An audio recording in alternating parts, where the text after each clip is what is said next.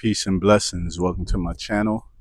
My name is Taj UC and I'm a certified financial coach. I'm also the founder of TRU Financial Coaching, where our mission here is to educate, enlighten, and equip individuals with the financial literacy that is needed in order to get off of the rat wheel. What is the rat wheel? The rat wheel is when one is constantly financing objects that go down in value for them, but up in value for the banks at the same time. The wheel is only powered as long as the rat is in motion. So when one is constantly financing depreciating objects, they are the one that is constantly powering the rat wheel. It's not until one wakes up, realizes that they are the rat that is powering the wheel, then they can create a plan in order to get off the rat wheel.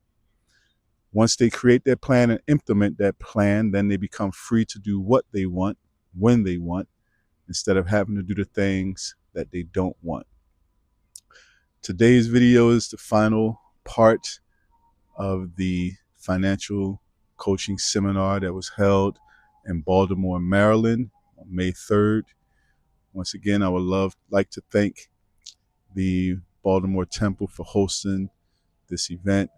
Thank you for Rosalind Reed for organizing this. And also want to give a thanks to Devin Trent, who did the video footage of the event. Again, we thank you for listening and taking the time out to comment and share the video. And we hope that this video is informative and also inspirational to help those that are ready become financially free on their journey. So enjoy this last part, and we look forward to seeing you at the end. Some debt payoff strategies. We talk about debt, but now we got to get eliminated. All right. This is one strategy, the debt avalanche. Anybody ever heard of debt avalanche? Okay, cool. All right, so the debt avalanche is where you pay off your debts beginning with the highest interest rate to the lowest interest rate. And the goal, again, is to save money on interest and pay off your debts faster. So again, in debt avalanche, you put your debts, regardless of the balance, you put them in order from highest interest rate to smallest interest rate. All right? And then you make the minimum monthly payment on each debt. Any extra money you put towards the debt with the highest interest rate until you eliminate that. And then that money that you was putting towards that highest interest rate debt, all that money goes towards the next highest interest debt. All right. Mathematically, it saves money. But what I learned with paying off debt is it's a lot, again, it's psychological, it's mental. Because if I have the highest interest rate, might be a $10,000 loan. It might take me some time to pay that off. And then I might get tired, frustrated because I'm not seeing any progress. So a lot of debt payoff is psychological, right? But you do have to feel that pain. And a lot of people don't want to experience the pain of paying back everything they borrowed. That's why they do loan consolidations. That's why they do payment plans and pay the minimum on, some people are happy because they only got to pay $20 a month on their student loan.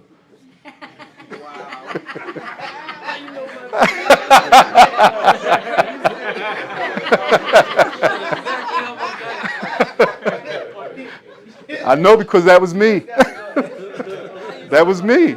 That's the slave mindset.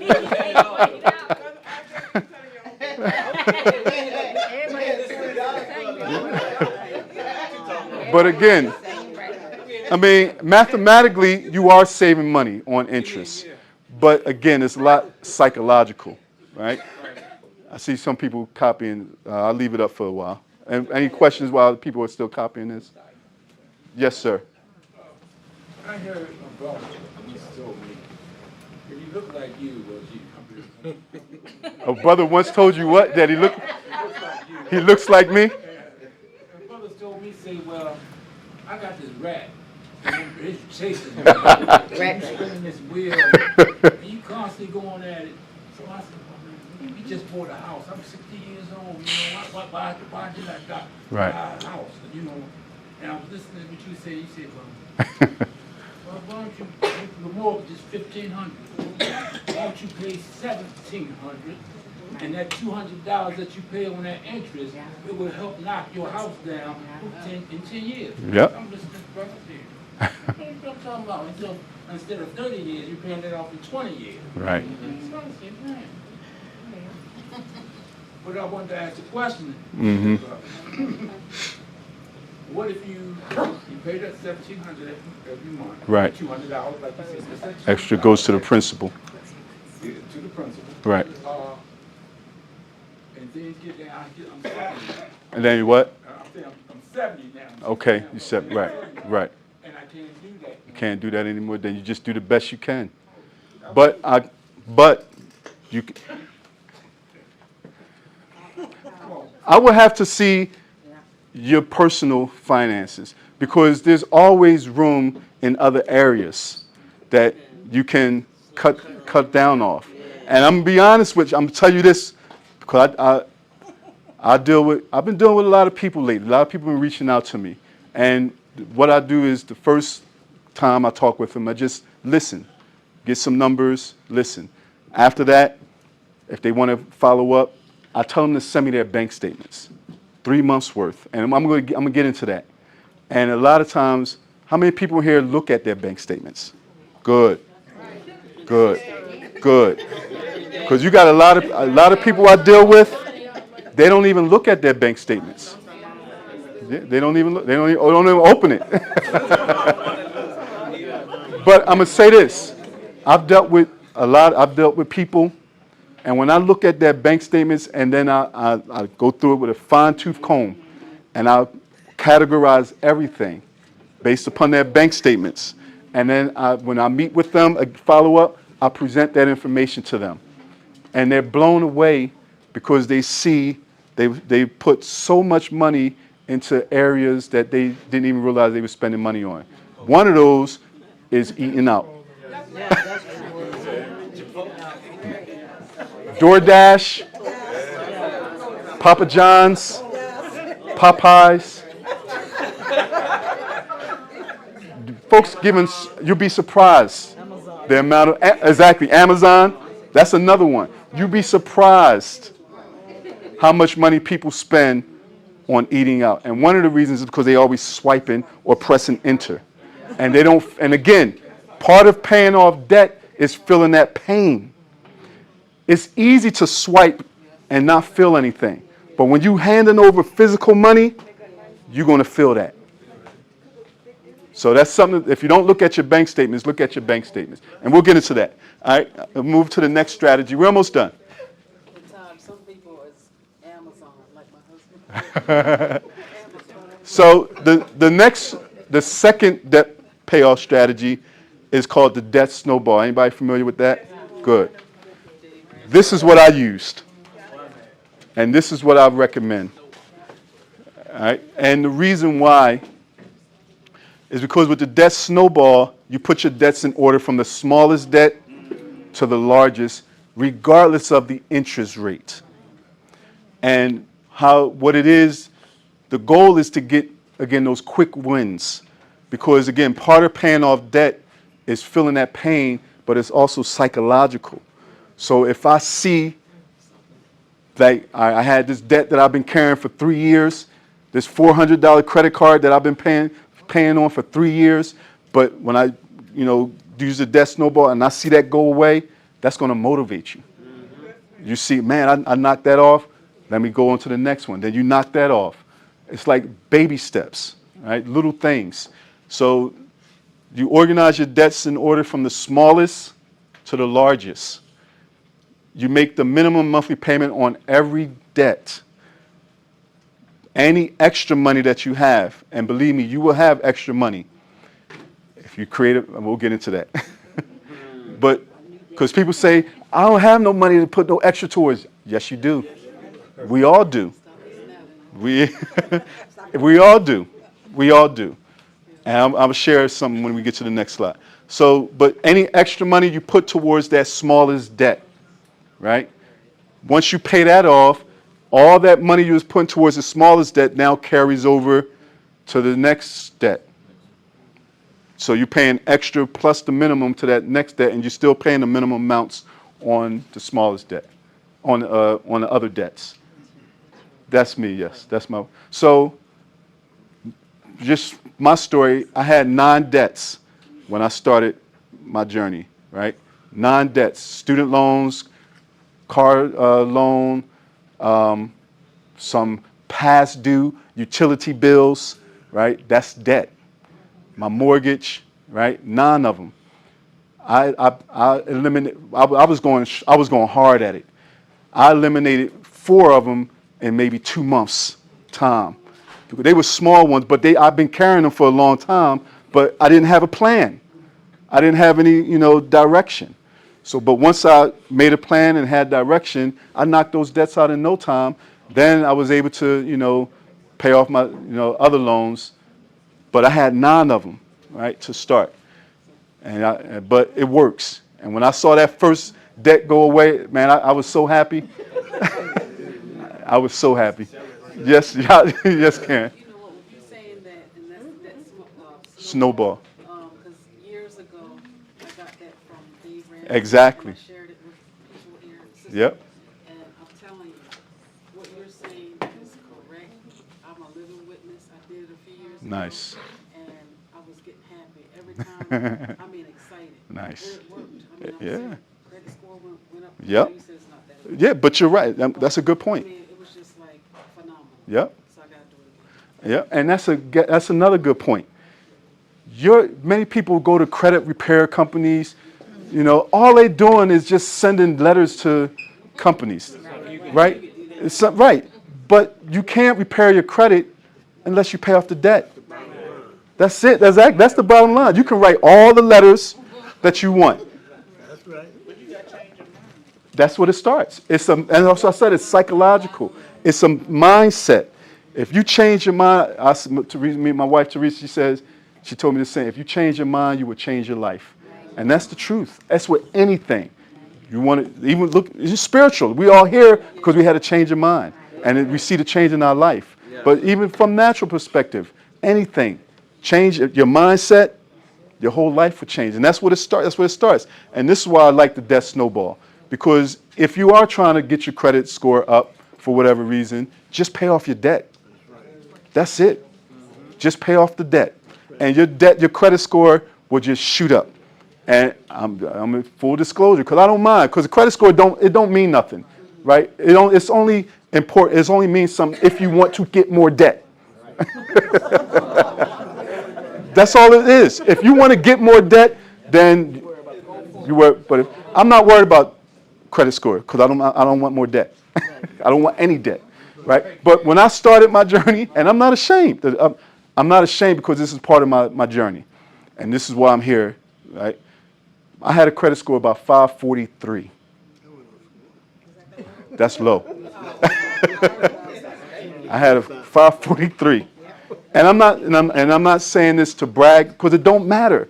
But after I paid off my debt, like Karen said, you will see your credit score go up. My credit score now is like a 755. But I don't care about that. I don't care about it. But that's just how it naturally happens. It just naturally happens like that because you're paying off the debt. The score will go up. But again, I don't use the credit score. What matters is that credit report. The credit report is what's important because the credit report shows all the businesses that own a piece of the business of you. Yes, sir. It's funny because like my score jumped like that. I had Right. I'm gonna get my credit score up, Right. so I had a goal, Yep. and it was like around yours, and then it got in the high 6s, and then I got a car. Right. It went down almost 100, Right. just like that. It's a lot of probably the hard They inquiries said- and all that. They said it was because when you make a big purchase, Right. they're like it'll go back. It did. It didn't get back, but it went back up. And Yeah. I was like, wow. I did all that, got a car, and then it And that's what I'm saying. The credit score is an I love debt score. yeah. That's what it is. You get a credit score if you want to get more debt. That's it. That's it. It is a trick. That's the rat wheel. That's the rat wheel. Constantly running and ain't making no progress. Just going on and on and on. And as I say, one of my videos always open up with the same thing. The wheel is only powered as long as the rat is in motion. So as long as we constantly financing depreciating objects, we're going to constantly be on that wheel. It's not until you wake up. As I say, one of my videos always open up with the same thing. The wheel is only powered as long as the rat is in motion. So as long as we constantly financing depreciating objects, we're going to constantly be on that wheel. It's not until you wake up, realize that you're the rat on the wheel, make a plan to get off of it, then the wheel stops. And then you become free to do what you want, when you want, instead of having to do the things that you don't want. So the blueprint, sort of like Dave Ramsey's 7 baby steps, track your spending. You have to track your spending. Look at your bank statements. See what you're spending money on that you can cut back on, right? You have to track your spending. That's something many people do not do. We just swipe, and that's it. Be careful with your online spending. Yes, That's where. exactly. the problem is. That's exactly You right. can't physically see online spending. That's exactly right. That's what. And that's what I'm saying about the psychological part of it, about using cash. Cash. Yeah. And I'm not against credit card use or online purchases, but again, you should allot yourself, and that goes into the next part, a certain amount of money to use these, make these purchases online or eating out. But when you do these things, I would recommend using cash because we have to change our mindset. And until you change the mindset, you're going to fall right back into the same habits. Yep. Somebody had a hand raised over here? I think I answered my own question. Okay, all right. Create a budget. Create a budget. A budget does not mean that you just can't do anything, right? A budget is giving every dollar a job. That's all it is. Telling your money where to go instead of wondering where it went. That was me. I would get paid on Friday. By Monday, I'm wondering, where my money at? Excuse me. Excuse me. So when you budget, you just give and this is why you should track your spending also. Because mostly everything that we, spend or use money on, it's the same thing every month. Your utilities, right? Your groceries, your gas, right? Every now and then you might have birthday or something unexpected come up, but for the most part, everything is pretty set. Exactly. It's the same thing. So when you create a budget, you're giving your money a job. That's all you're doing. You sit down, categorize everything, housing, gas bill, water bill, electric, whatever, rent, mortgage, right? Food, groceries. If I want to eat out, okay, I'm not going to spend $500 on eating out on DoorDash. I might only spend $100 this month, right? But you're giving your money a job. You know where it's going, and you do this in advance, right? Sit down and just do it. And it's Work for you. what's that? Let your money work. Exactly, Karen. So, okay, like you're creating a budget, right? Yes. So that's an allowance, right? For yourself. I mean, no. Yeah, I mean- outside of your budget, because you do have your house. Your Right, this and right. that. But, do you give yourself an Yeah. allowance? Okay. Yes. So After God, you pay yourself. Yeah. So is it best to keep it on that, how you swiping, is it psychological? Or should you have the cash in your hand? Once that cash is gone, that's it. Or That's a good question. That's Dave Ramsey. unless you put it on like a cash app, Yeah. put your little allowance on Right. the cash app.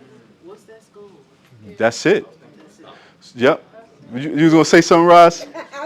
I'm smiling because for those of us that retired, we know that it's just once a month now. So Yeah. that was the main thing that I had to Right. get used to. I was getting used to getting paid bi-weekly. Right. And now it's just once a month. Right. And just like Karen said, once that is Once gone, that- it's like, oh, wait Yeah. a minute. And it's not even the first of next Yeah. month yet. So I had to like really slow Exactly. down. It's a change. But Yeah. and to answer go back to your point, Yeah, because see, like when you're steady swiping, you're not keeping. you're not. Right.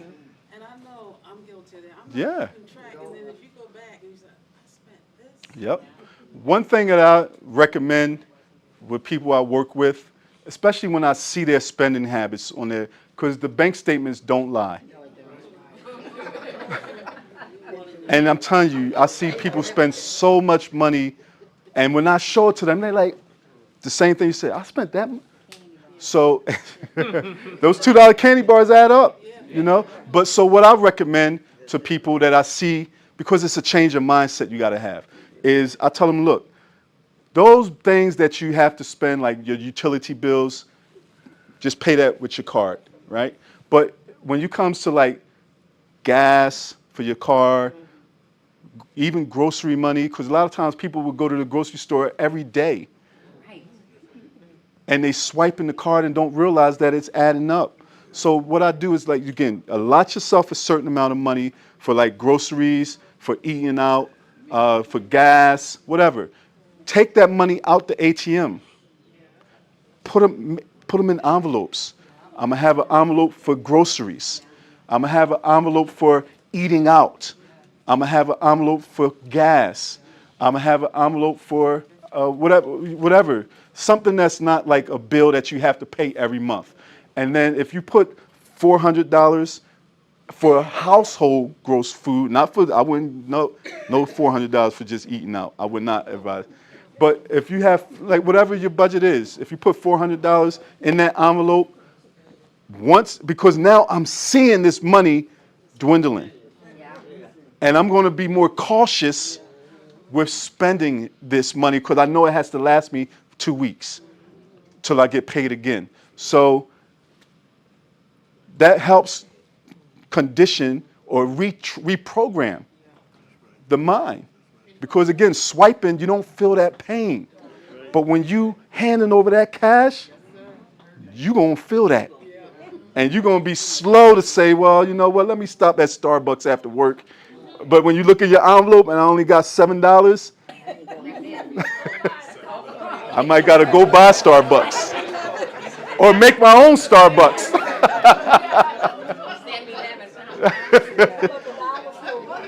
Yes, go ahead, mother, and then I'll get you, sister.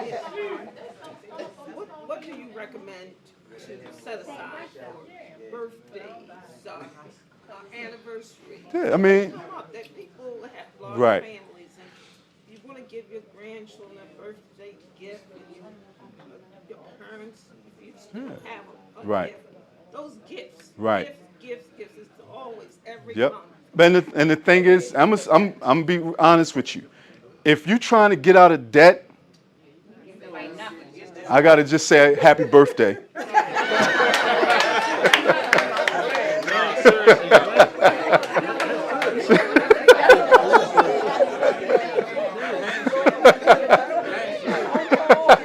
Yeah, a text with a birthday cake emoji.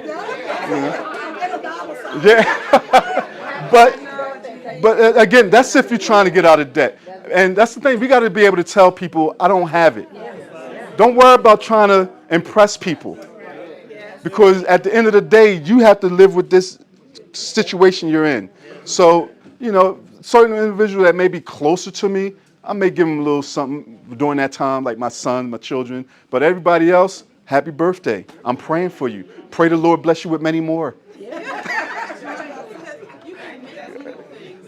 Yeah, exactly. You can be creative. Exactly. Take a piece Yep. of paper, write happy But birthday. if you decide you want to give somebody something, just, you know, whatever you think is reasonable. And they just have to be thankful for whatever it is you give them.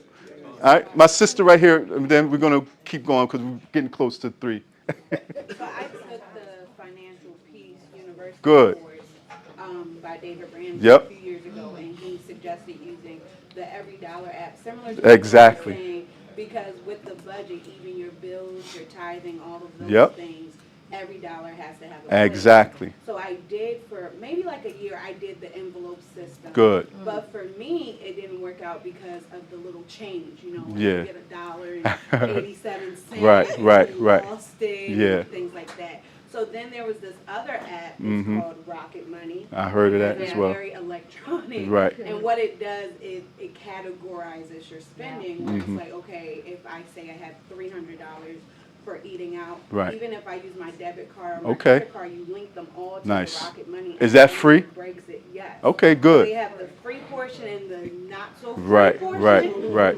Whereas you can link up to 8 cards if you For pay. free. No. Oh, that's for if you free- pay. For Yeah. the free, you can do 4. Okay, which that's is- still good. Which is good It enough, is. which I still use that Good. one because I was losing That's money good. in my envelopes. Yeah. I'm like, I understand. Oh, so now I can, Yeah. you know, go to the grocery store. You got to do what works best for you.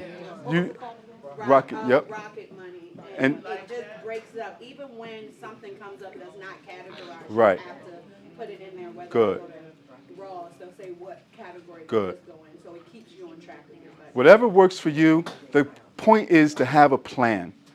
That's it. Because I use the Every Dollar app, and when I work with people, I tutor them in using the Every Dollar app. But I have some clients that already do their own thing. So I just fine tune what they already using. So whatever works for you. And this is one thing with Dave Ramsey that I kind of don't like, because I believe me, he does a great job and his system works. But it's more so he has a one size fits all. And personal finances is not one size fits all. That's why it's called personal. Right? So when I deal with individuals, I may work with them differently based upon their situation. But whatever works for you, that Rocket app works for you, fine, great. Yep. All right. But again, once you create your budget, right? And I'm telling you, when you create a budget and you tell your money where to go, you will see that I have a lot of extra money, because I'm aware of what I'm spending this money on, and I can control my spending. I'm controlling my dollars. And it's like giving yourself a raise. And I'm telling you, the people that I've worked with, even when I first did it, when I first started my journey and I created a budget, I was like tripping out, because I'm thinking, wait, did I miss something? Let me do the math again. And it was still coming out the same. I'm thinking, wait a minute, this can't be right. But it was. Why? Because I was giving my money a job. I was giving every dollar a job. And when I talk to people, and when I sit down with them and they tell me, look, when I first have a consultation, I tell them, look, give me all your expenses, everything. And then I do the math in my calculator and I ask them, look, at the end of the month, how much money do you have?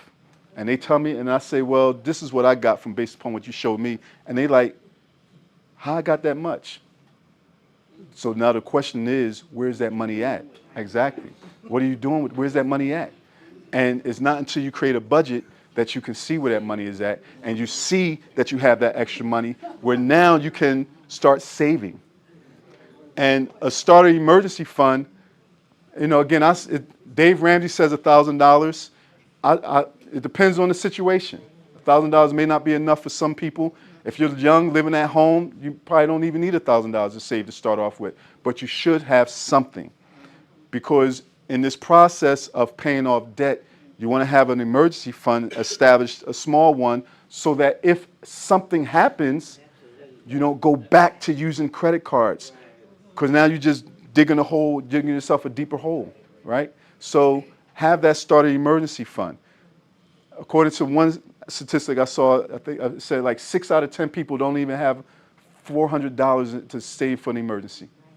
6 out of 10 people don't even have $400 to save for an emergency, right? And that was one of them.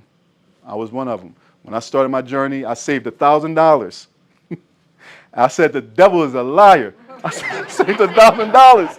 I saved that $1,000, and as soon as I saved that $1,000, my car went out. And I took it to the mechanic, and the cost to get it fixed was $997. I said, the devil's a liar. But I didn't want to give it up, but I said, that's what it was there for. That's what it was there for. That was an emergency. So I paid the money. I had to start over, and I saved. But I believe that happened to see if I was going to stick with it. That's what I really believe. Because once I paid it, I was able to get that money back within like maybe another 2 to 3 weeks or something. I saved it back up. But you don't know when life is going to happen. And if you don't have the emergency fund, when life happens, you're going to go back to using credit cards. And you're just putting yourself back into the hole. So, no, we can't. I was just saying that I was just saying that. No. It's us. A lot of times it's just us. It's our personal habits. I was just saying the devil's a lie just to say it. All right. But once you establish your starter emergency fund, and for some people I may say, if depending on the individual I'm working with, I might say $1,000. I might say $500. I might say 1 month of your monthly expenses, right? It depends on the individual. But then you can begin using, I use the debt snowball strategy. That's what I recommend. And we already showed you what that was. And once you pay off all your debt, with the exception of your mortgage, because the mortgage is typically the largest debt that everyone has. If you don't have a mortgage, but you have student loan debt, I would say maybe pay off all your debt except for your student loan. Then you can begin saving, making your emergency fund bigger to 3 to 6 months. Or, again, that's just a rule of thumb. All right? For some people, they might be able to save a year. Once you have no debt, it's easy to save money as well. All right? And once you pay off once you build up your emergency fund, then this is when you can start investing. And that's what Clark was talking about with the stock market. And I'll say the same thing. Like, the stock market will always go up. Always. It might hit a low for a while, but eventually it's always going to go up because people are always consuming. They're always consuming. All right? They just keep trying to scare people. Yes. Do you do anything, or do you know anything about trust and stuff? Not too much. That's something that I've been looking into more, but not enough to like give a session on. Yep. That's another way I think that would be good. I agree. We have people in the church. I agree, and that's something I want to learn more about in the future for myself. But I agree, and that's very important, especially that you have a trust or a will, because when you pass, most people pass on debt, right? But when you have a trust and a will, you have houses, property, assets that gets passed down to your, Well, that's too, but it's also tied into the financial part of it, of having that insurance. Right. That's Yeah. what I'm getting at. But you definitely should have insurance on your life insurance. I won't get into that today, but because I have my own thoughts about life. I believe in life insurance, but I'm more of a term life than whole life. I won't get into all that though. But traditional IRAs, Roth IRAs, 401ks are types of retirement accounts. Traditional IRA, you do that on your own. IRA, individual retirement accounts, and then Roth IRAs. The difference between the two, a traditional IRA, you're using pre-tax dollars. So when you save for retirement, when you're investing for retirement, you're using like your gross income. So what happens is, at the end of the year when you file your taxes, you can lower your taxable income, right? Whereas the Roth IRA, you're using post-tax dollars, and meaning money that you already paid taxes on. But you don't get a tax deduction. However, that money that you put into the Roth is growing tax-free. Whereas with the traditional IRA, once you withdraw, you have to pay taxes on it. With the Roth, once you withdraw, you don't pay any taxes on it because you would have paid taxes on the front end. Personally, I like the Roth. Because if I don't got to pay taxes, if I don't have to pay tax, but there are some rules and guidelines about how long you have to have the account open before you can make withdrawals and things of that nature. I won't get into the details of it. I've had jobs that didn't even offer that. Yeah, a lot of jobs don't. Yeah. And a lot of jobs don't offer pensions anymore. And this is why it's important that you get out of debt so you can save for retirement. right? Because a lot of time the jobs is now putting it on the employers to do their own retirement planning. All right, 401k, that's an employee-sponsored retirement plan. A lot of them offer matches, 3%, 5% matches, meaning whatever, let's say your gross is $50,000 and they offer a 5% match. So that would mean if you put $2,500 in, they will match that up to that $2,500. Anything above that you put in, they won't match, but that's free money. And typically when it comes to retirement investing, I do I educate.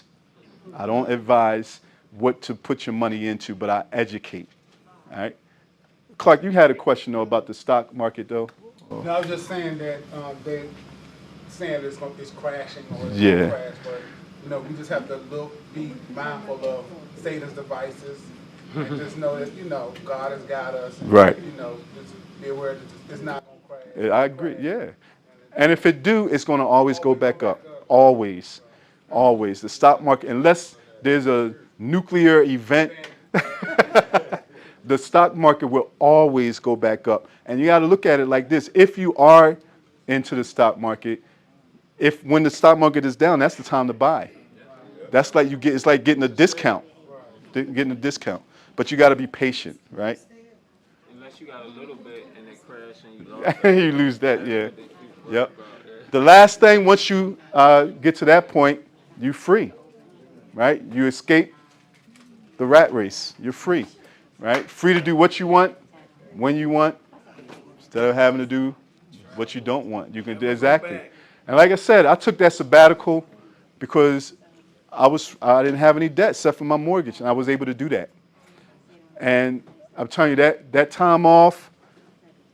How many people ever seen The Matrix? I love The Matrix. I don't know. It was like Neo getting unplugged. Like I was looking at things so differently because I was programmed to think, and I'm not against working. You know, the Bible says if you don't work, you don't eat. But I have reached a point in my life where I had got tired of working, doing the job I was doing. I love teaching, but I got tired of it. Of going through the same motions, dealing with the same thing. It was just a lot of politics getting involved in the school system. I was getting tired of it, but I felt trapped. And I remember going to work on days saying, Lord, how can I got to get out of this. I can't do this no more.